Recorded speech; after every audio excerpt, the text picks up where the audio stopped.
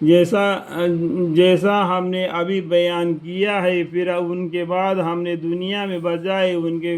تم کو آباد کیا تاکہ ظاہر کے طور پر ہم دیکھ لیں کہ تم کسی طرح کام کرتے ہو، اور جب ان کے سامنے ہماری آیتیں پڑھی جاتی ہے جو بالکل صاف صاف ہے تو یہ لوگ جن کو ہمارے پاس آنے کا کھٹکا نہیں ہے آپ سے یوں کہتے ہیں کہ اس کے سوا کوئی پورا دوسرا قرآن ہی لائے یا کم سے کم اس میں کوئی ترمیم کر دیجئے، یعنی تبدیلی کر دیجئے۔ آپ یہ کہہ دیجئے کہ مجھ سے یہ نہیں ہو سکتا کہ میں اپنی طرف سے اس میں ترمیم کر دوں، جو اللہ کے حکم ہے اس میں کوئی بدلاؤ کرنا مجھ سے نہیں ہو سکتا کر کے پیغمبر صلی اللہ علیہ وسلم کہہ دیتے، پس میں تو اس کا اتباع کروں گا جو میرے پاس وحی کے ذریعہ سے پہنچا ہے۔ اگر میں اپنے رب کی نافرمانی کروں تو میں ایک بڑے بھاری دن کے عذاب کا اندیشہ رکھتا ہوں۔ آپ یوں کہہ دیجیے کہ اگر خدا تعالیٰ کو منظور ہوتا نہ تو میں تم کو یہ کلام پڑھ کر سناتا اور یہ وحی یعنی اللہ تعالیٰ تم کو اس کی اطلاع دیتا،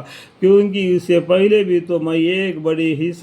حصہ عمر تک میں تم میں رہ چکا ہوں، پھر کیا تم اتنی عقل نہیں رکھتے؟ سو اس شخص سے زیادہ کون ظالم ہوگا جو اللہ پر جھوٹ باندھ دے یا اس کے آیتوں کو جھوٹا بتلا دے، لیکن ایسے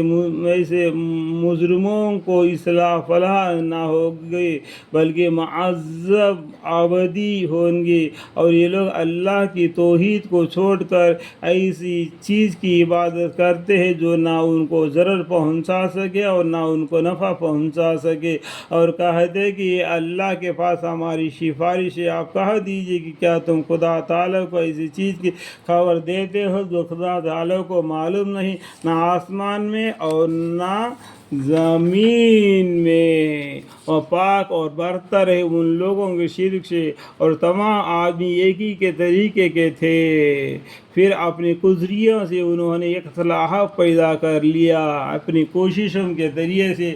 جیسا کہ آپ نے آپس میں اختلاف کر لیے، اور اگر ایک بات نہ ہوتی جو آپ کے رب کے طرف سے پہلے ٹھہر چکی ہے تو جس چیز میں یہ لوگ اختلاف کر رہے ہیں ان کا قطع فیصلہ دنیا میں ہو چکا ہوتا۔ اللہ تعالیٰ قیامت کا وعدہ کر رکھا ہے، قیامت کے دن ہی ان کو سزا ملے گا، اس واسطے اللہ تعالیٰ صبر سے بیٹھے ہوئے ہیں، کہنے کا مطلب ٹھیک ہے۔ یہ لوگ اختلاف کر رہے ہیں ان کا قطع فیصلہ دنیا ہی میں ہو چکا ہوتا۔